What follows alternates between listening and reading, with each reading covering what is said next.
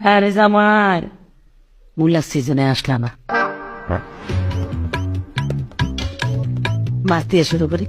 মাছটা এ কিতা মা? মাছ মাছের লগিটা কিতা? মূলা তোলা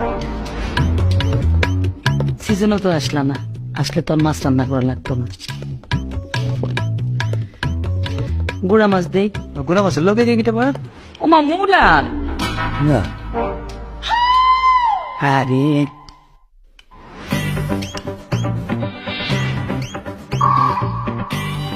একটু মাংস দে।